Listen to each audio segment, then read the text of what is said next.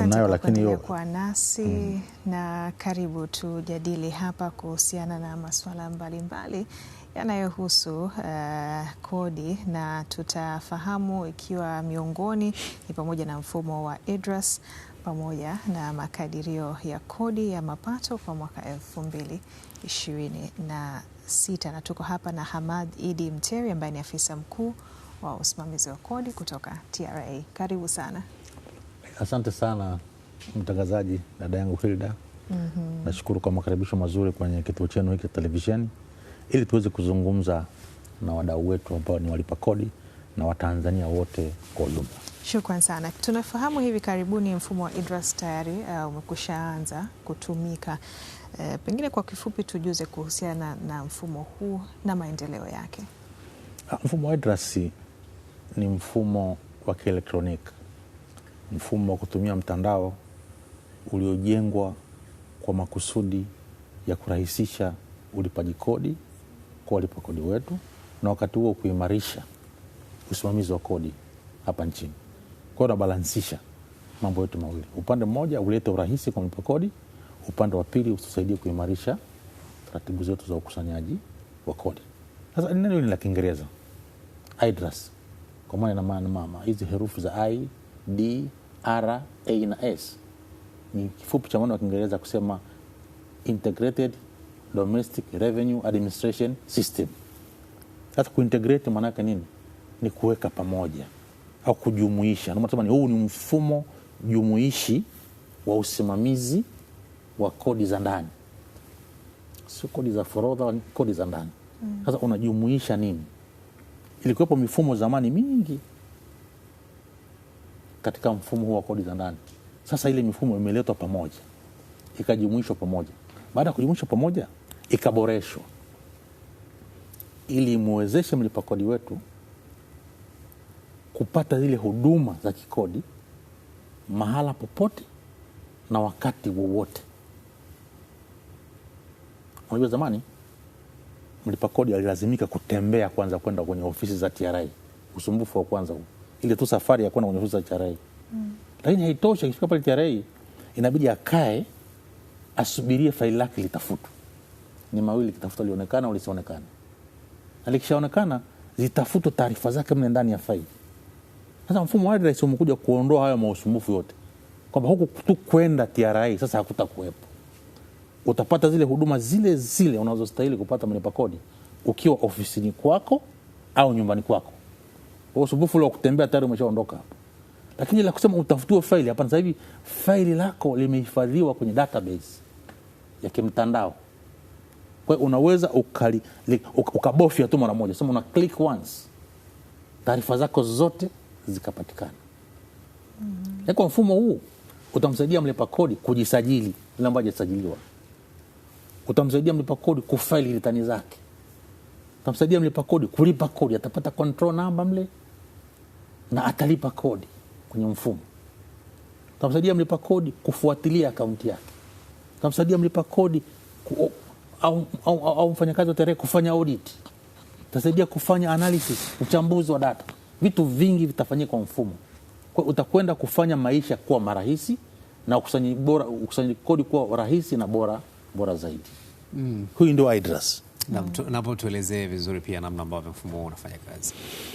Mfumo huu unafanya kazi kwa namna ambayo ni ya kimtandao. Kama nilivyosema ni kwamba katika mtandao tunasema zamani tulikuwa na mfumo wa kianalogia, tukaachana nao tu mfumo wa kidijitali. Sasa kwenye mtandao maana yake ni nini? Hutatumia tena makaratasi, hutatumia tena kalamu, na hutatumia tena mafaili kuhifadhi data. Sasa utazihifadhi kwenye mfumo ambao ndio mtandao wenyewe. Huo ndio utendaji kazi wake. Sasa utendaji kazi wake, ziko zile huduma ambazo mlipa kodi alikuwa anazipata zamani manually. Sasa hivi atazipata kwa njia rahisi ya kidijitali, njia ya kimtandao. Ni huduma gani hizo? Kama kujisajili, kwa mfano usajili wa aina zote, ama ni usajili wa TIN, ni usajili wa VAT, yote vitakuwa kwenye mtandao. Lakini kuwasilisha ritani, ule muhtasari wa biashara yake kwa vipindi tofauti tofauti, sasa atawasilisha kwa njia ya mtandao. Lakini kulipa kodi, sasa hivi hana haja tena ya kwamba ili alipe kodi lazima aende TRA. Hapana, kwa kutumia mtandao huu atacreate debit number, baadaye atapata control number, na control number ile atalipa kodi yake kwa njia ya mtandao. Kwa hiyo hivi ndivyo ambao mfumo utakuwa unafanya kazi. Naam. Awali niliuliza kuhusiana na maendeleo pia ya mfumo huu, namna ambavyo umekuwa ukifanya kazi kwa kipindi hiki tangu kuanzishwa kwake. Tunaenda vizuri kwa sababu mfumo huu una moduli za huduma mbalimbali. Ziko moduli takriban 17. Kwa hatua kwa hatua tunazindua moduli moja moja. Kwa mpaka kufikia mwisho wa mwezi huu moduli zote zitakuwa full operation, zitakuwa zimeshazinduliwa, isipokuwa moduli 2 tu ambazo tutazizindua kabla ya Julai mwaka huu. Lakini kwamba kwa asilimia kubwa mfumo tayari unafanya kazi. Sasa ni jukumu la kila mlipa kodi wetu kujifunza taratibu za kodi na kujifunza zile huduma zilizoko pale katika mfumo wenyewe. Lakini wakati huu awe na tini genuine, tini halisi. Sababu ile tini ndicho kitambulisho chako cha kuingia kwenye mfumo.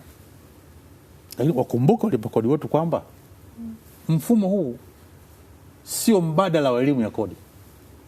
Ili uweze kutumia mfumo vizuri lazima vile uendelee kuwa elimu ya kodi. Kwa hiyo endelee kutufuatilia kwenye elimu ya kodi. Kwa sababu mfumo umejengwa kulingana na sheria na taratibu za kikodi. Sasa kama hii sheria na taratibu za kodi huzijui, hata matumizi ya mfumo wenyewe yatakuwa magumu. Kwa hiyo waendelee kufuatilia mafunzo haya ya kodi, watembelee ofisi zetu, wahudhurie semina zetu, wasikilize vipindi vyetu, wafuatilie kwenye mitandao ya kijamii. Kote tunatoa elimu hii ya kodi. Kadiri unavyokuwa mzuri kwenye elimu ya kodi, ndivyo itavyokuwa vipesi wewe kutumia mfumo huu na hivyo kurahisisha maisha yako ya ulipaji kodi. Nafahamu inahitaji muda mrefu pia katika kupata hii elimu, lakini ni mambo gani ya muhimu ambayo mlipa kodi anapaswa kuyafahamu? Mlipa kodi anatakiwa afahamu kwanza taratibu za kujisajili. Kwa sababu huwezi kulipa kodi ukiwa nje ya wigo. Kwanza uingie kwenye wigo, umejisajili, afahamu taratibu zote za kujisajili. Afahamu taratibu sasa za namna ya kufanyiwa makadirio. Sababu kodi utafanyiwa makadirio kulingana na kipato chako, kulingana na mauzo yako, kulingana na faida yako. Sababu unalipa kodi kwa makundi tofauti. Kuna makundi ya wafanyabiashara wadogo ambao wanalipa kodi kwa kulingana na mauzo yake. Kwa mfanya biashara mdogo ambao tunamuita ni presumptive trader, ili kundi la mtu ambaye mauzo yake yanaanzia 0 mpaka milioni 100. Huyu unamtoza kodi kwa kuzingatia mauzo. Huzingatii mtaji wake wala huzingatii faida yake. Mauzo, anauza kiasi gani, ule mzunguko. Kwa lazima sasa mfanyabiashara huyu awe na taratibu za kutunza rekodi zake ili uweze kumkadiria kodi stahili kulingana na mauzo yake halisi. Huyu ni mdogo huyu. Yule mkubwa ambaye tunamtaka aandae mahesabu, tutamtoza kodi kulingana na faida yake anayopata katika biashara yake. Na hii inazungumzia ni kodi ya mapato. Sasa faida utaijuaje bila kutunza rekodi? Sasa njia moja wapo ya kutunza rekodi ni mifumo ya kielektroniki. Tunaanzia pale unaposema toa risiti. Kutoa risiti ni msingi mkubwa sana wa kutunza rekodi. Kwa sababu mashine tunazotumia za kielektroniki hizi ambazo nazo zimeunganishwa ule mfumo wako EFDMS umeunganishwa kwenye mfumo wa IDRAS na usemea, unakuwa ni database tayari ya kwamba kila ulichokiuza ukatoa risiti kimehifadhiwa mle. Kwa hiyo huna haja ya kuandika kwa mkono. Kwa msingi wa kukadiriwa kodi kwa usahihi ni kutunza kumbukumbu sahihi, na msingi wa kutunza kumbukumbu sahihi ni kutumia mifumo hii ya kielektroniki. Hiko kunaanzia na mashine yako ya kielektroniki au mfumo wa kielektroniki tumeunganisha na mfumo wa EFDMS, umeunganisha kwenye IDRAS, tayari kutoa data zote unakuwa ziko kwenye mfumo. Una click once, kila kitu unakiona. Na mfumo huu sasa umetusaidia vipi kuongeza wigo wa walipa kodi? Na mpaka sasa hivi TRA imeandikisha walipa kodi wangapi, yani ile tax base imekuwa kwa kiasi gani? Jitihada za kuongeza tax base sio kuregister tu. Kwa sababu hili lazima lifahamike kwamba kodi hailipwi na wale watu tu walioandikishwa. Sawa? Kodi inalipwa na Watanzania wote. Kwa mfano kuna kodi kama VAT, kodi ya ongezeko la thamani. Sawa? Kila anayetumia huduma au bidhaa tayari nilipa kodi. Ukinunua soda tayari umeshalipa kodi. Ukinunua mafuta umeshalipa kodi. Ukipata huduma ya kusafirishwa mzigo wako kutoka sehemu moja kwenda nyingine, ukalipa ile huduma, umeshalipa kodi. Sasa yule mtu unakuta hata hajaandikishwa. Kwa hiyo msingi wa kutazama eti kodi ni kwa wale tu walioandikishwa. Kwamba sasa hivi okay, walipa kodi wameandikishwa watu 7,000 kwa mfano. Alafu useme kwamba eti ndio walipa kodi. Hapana. Wale ni mawakala tu wa kukusanya sasa ile kodi kutoka kwenye vyanzo mbalimbali. Lakini mlipa kodi ni mtu anayefanya matumizi ama ya bidhaa ama huduma. Mlipa kodi ni mtu anayelipa, kwa mfano kama ni kipato, unalipa malipo ya ajira. Unalipa kodi ile ya pay as you earn. Unalipa kodi whether umeandikishwa au hujaandikishwa. Kwa hiyo tukiangalia kwa mfumo mdogo kwamba eti walipa kodi ni wale tu wachache walioandikishwa, sio sahihi. Ingawa sisi tunafanya jitihada sasa hivi ya kuhakikisha kwamba tunaandikisha watu wengi zaidi. Tunakuwa na kampeni kubwa ya kurejista watu, kuwapa TIN namba ili tuwaingize kwenye wigo wa kodi. Mpaka sasa mmefikia wangapi? Ni zaidi ya 7,000. Zaidi ya 7,000. Yaani kwa ujumla sasa mpaka sasa hivi tuna walipa kodi waliosajiliwa wangapi? Data hizo zinakuwa kwenye kumbukumbu za kielektroniki na maandishi, lakini kisema ni takriban 7,000. Unajua wanasema the laws are always in the books. Ukasema tu jana tumeandikisha, kesho tutaandikisha, juzi tuliandikisha, wanaongezeka kila siku. Kwa hiyo ofisa wanapokaa kama hivyo kaulizwa idadi pale pale ukasema ni wangapi, utakuwa unasema uongo. Naposema ni zaidi ya 7,000 na uchukulie kama ni zaidi ya 7,000, na jitihada za kuendelea kupanua wigo zinaendelea kila siku. Yaani 7,000 ni hao ambao wamesajiliwa kwenye mfumo. Wana TIN namba. Wana namba ya utambulisho wa mlipa kodi. Sasa tunasema hawa ni mawakala tu, lakini walipa kodi ni Watanzania wote ambao wana matumizi ama ya bidhaa au ya huduma. 7,000 au milioni 7?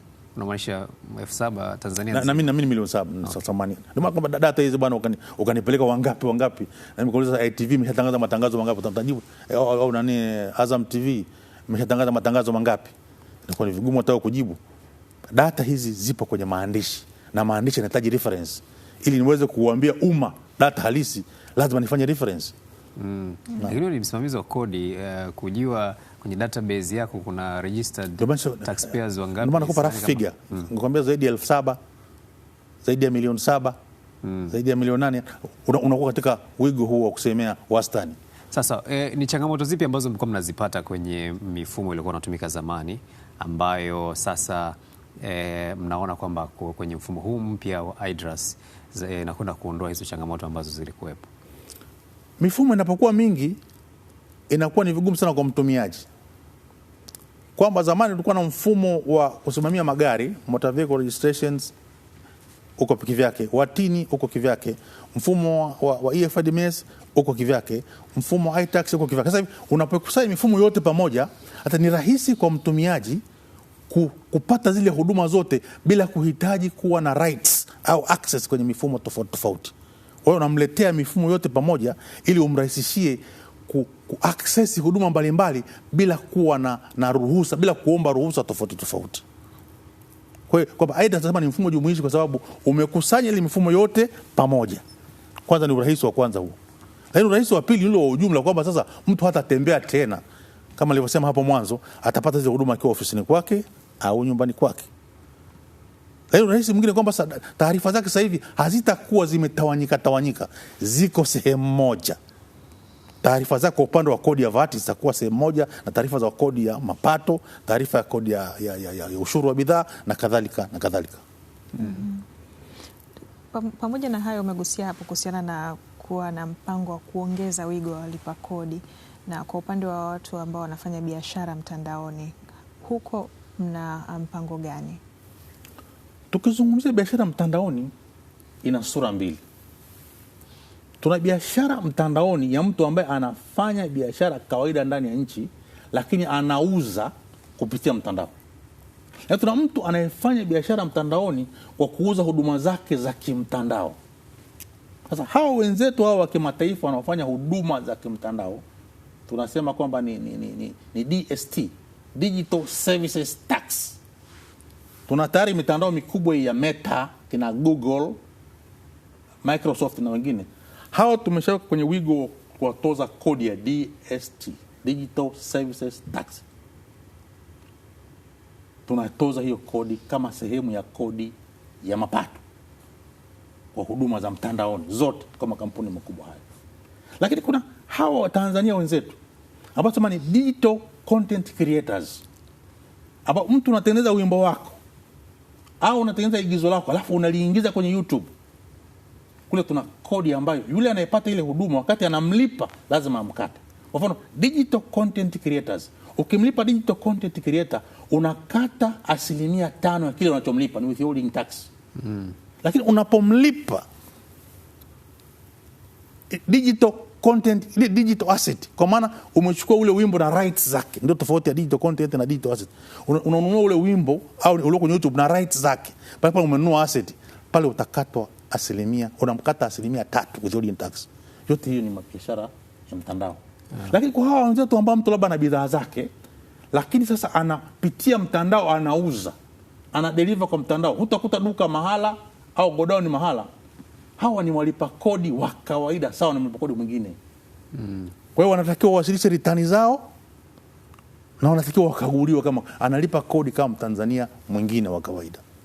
Sasa kwa hapo kwa digital content creators, kama anayemlipa anakata hiyo anakata withholding tax. So there is no withholding tax in the absence of payment. Yule anayelipa ndiye anatakiwa akata. Anakata lakini si anailipa kwa mamlaka ya mapato. Maana yake yeye ndo anailipa kwa niaba ya creator.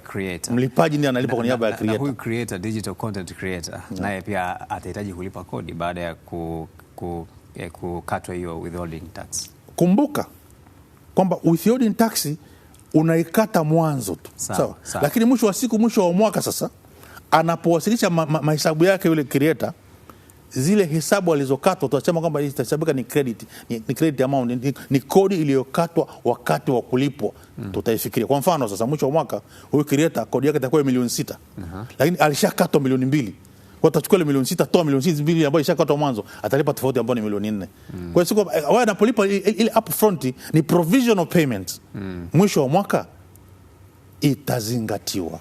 Kwa hiyo si haingii kwenye concept ya double taxation. Hapana, kwa sababu akishalipa alafu mwisho wa mwaka unaona kodi yake, mapato yake yote kiasi gani, kile alicholipa mwanzo mtakitoa.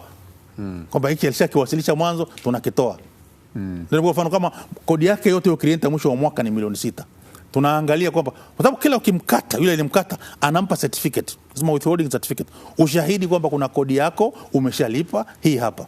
Maana ule ushahidi nini? Ni ili mwisho wa mwaka uweze kuifikiria kuiweka pembeni ile kodi alizokuchakata. Na kwa mantikio hawa watengeneza maudhui ya mitandaoni wanalipa kodi kwa mwaka, kila mwisho wa mwaka. Kodi ya mapato lazima mwisho inakadiriwa, mwisho hesabu zake ni mwisho wa mwaka.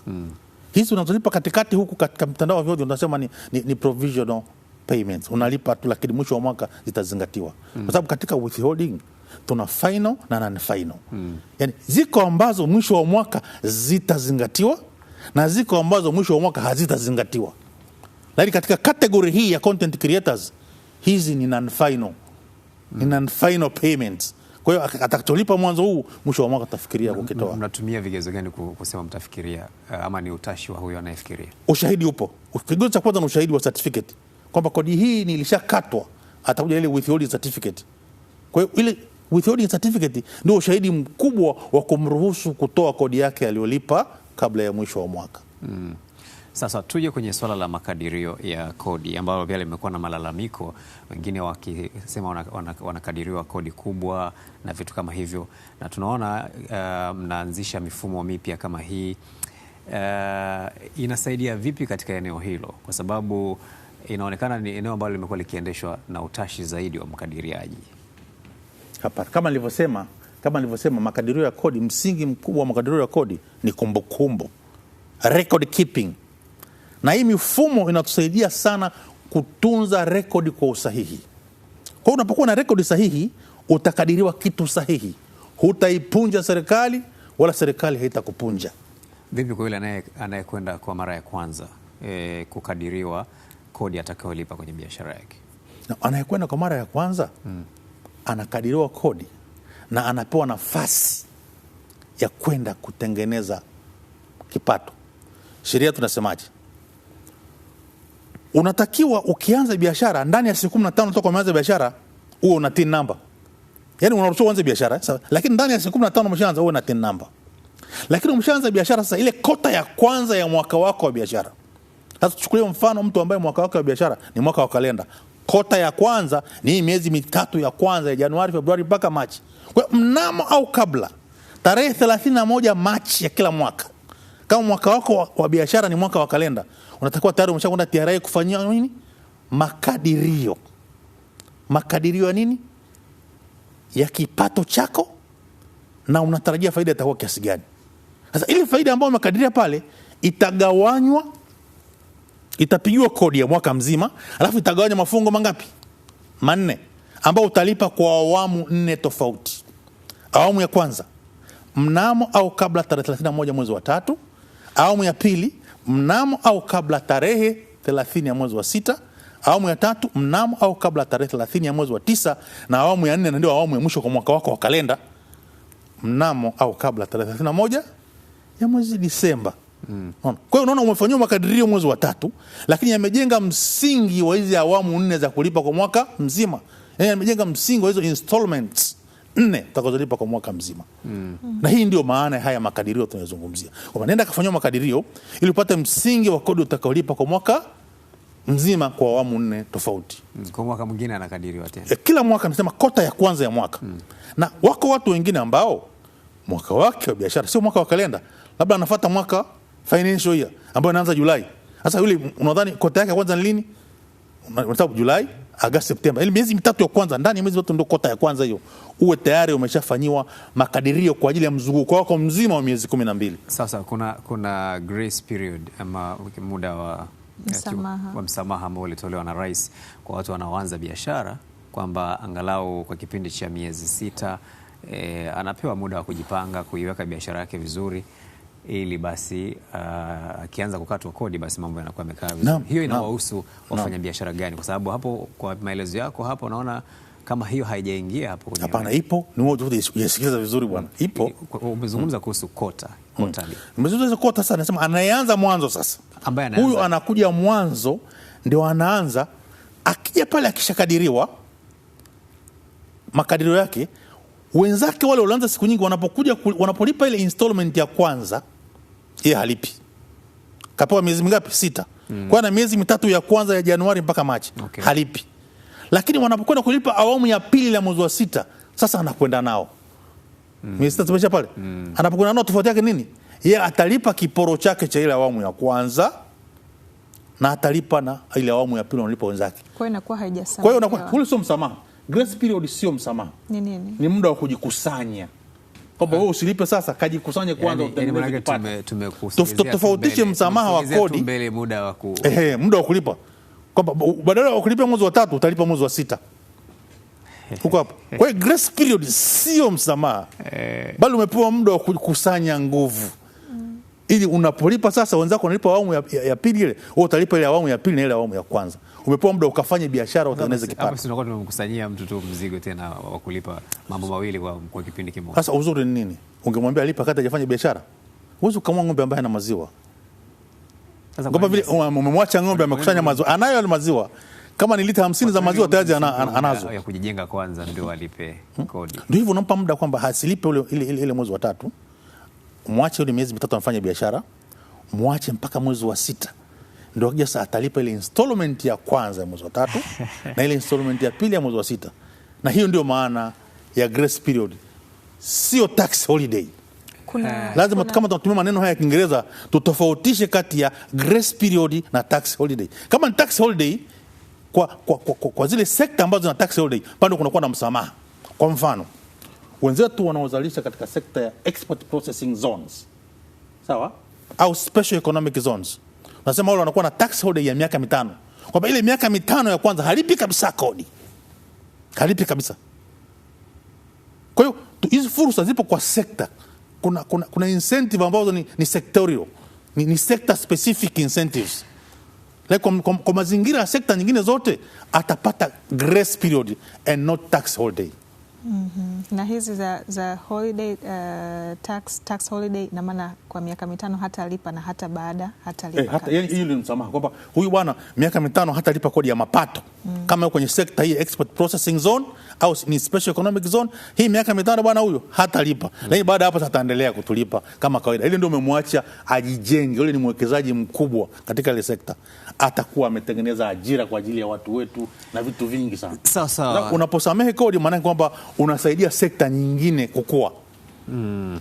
Sasa tuangalie sasa kuhusiana na makadirio ya kodi ya mapato kwa mwaka 2026, lakini namna ambavyo pia TRA imekuwa na hizi trends za kukusanya kwa miezi hii ya hivi karibuni. Labda kwa muhtasari tu tuambie mpaka sasa tumefikia wapi katika kukusanya kodi ambayo mapato ambayo mnayakusanya kwa kila mwezi. Unajua sisi tunapewa malengo ya makusanyo ya kodi. Na malengo haya yanaenda kwa mwaka wa fedha wa serikali, sio mwaka wa kalenda. Kwa hiyo nasema kwamba malengo ya mwaka huu tunaenda nayo yalianza tangu Julai mwaka 2025. Kwa hiyo ni mzunguko wa miezi 12 kuanzia Julai mpaka unakuja unaishia Juni 2026. Sasa bana, kuanzia Julai mpaka Februari mwaka huu, ndio Mungu wa mbinguni ahimidiwe sana, malengo tuliopewa tumeyafikia na tumeyavuka kwa kila mwezi. Kwa hiyo tuna changamoto sasa ya hii miezi 4 iliyobakia, kwa maana mwezi wa March, Aprili, Mei na Juni, ili tumalize ngwe hii ya mwaka wetu wa fedha wa 25-26 tukiwa kifua mbele na kujivuna kwamba tumefikia malengo yetu. Sasa unaweza kuona kwamba tofauti ni nini sasa. Kwa huko nyuma kama ulivyouliza tumefikiaje malengo? Ukitazama Julai tulikuwa na lengo la kukusanya trilioni 2.4. Ndio lengo tulipewa na serikali. Lakini sisi tukakusanya trilioni 2.55. Kwa tumefikia lengo na kulivuka. Sawa. Tukienda mwezi Agosti tulikuwa na lengo la kukusanya trilioni 2.4. Lakini tukakusanya trilioni 2.65. Sawa. Mwezi Septemba tulikuwa na lengo la kukusanya trilioni 3.1. Tukakusanya trilioni 3.3. Sawa. Mwezi wa Oktoba tulikuwa na lengo la kukusanya trilioni 2.6. Tukakusanya trilioni 2.9. Tukawa tumevuka napo lengo. Mwezi wa 11 kwa maana Novemba tulikuwa tukusanya trilioni 2.7 na kukusanya trilioni 2.75. Ndio. Mwezi wa Disemba tulikuwa tuliwekewa lengo la kukusanya trilioni 3.78. Lakini tukakusanya trilioni 4.13. Tukawa tumevuka lengo na kuvunja rekodi ya makusanyo makubwa tangu nchi imepata uhuru au tangu TRA imeanzishwa. Mwezi Januari tulikuwa na lengo la kukusanya trilioni 2.7, tukazifikia. Yaani hapo tulifikia 100% na tukakusanya trilioni 2.7. Mwezi Februari lengo lilikuwa ni kukusanya trilioni 2.4. Mwezi Februari uliisha juzi, sawa? Tukakusanya trilioni 2.5. Hiyo Februari hiyo. Kwa hiyo tumefikia malengo. Sasa tunategemea lengo la mwezi wa 3 ni trilioni 3.15, lengo la mwezi wa 4 ni trilioni 2.51 na lengo la mwezi wa 5 trilioni 2.7 na mwezi wa 6 ni trilioni 3.53. Yote hayo tutajitahidi sasa na tunaweka mikakati tuhimize walipokodiwa tuweze kuyafikia hayo malengo na kuvuka. Na sisi tunawatakia kila la heri. Kwa kumalizia pia ni unalipi la kuambia wafanya biashara katika kutimiza malengo hayo? Kikubwa tuwasihi kwamba wakiuza watoe risiti na wale wanunua wadae risiti, lakini tuwaombe sana kwamba walipe kodi kwa hiari bila kushurutishwa. Kulipa kodi kuwe ni fahari yao na kukwepa kodi kuwe ni aibu yao. Tuhimizane, tukosoane na tusemane ili tulipe kodi kwa maendeleo ya taifa letu. Naam, shukrani sana. Asante sana. Naam, tunakamilisha hivyo. Hamad Idi Mteri ambaye ni afisa mkuu wa usimamizi wa kodi TRA.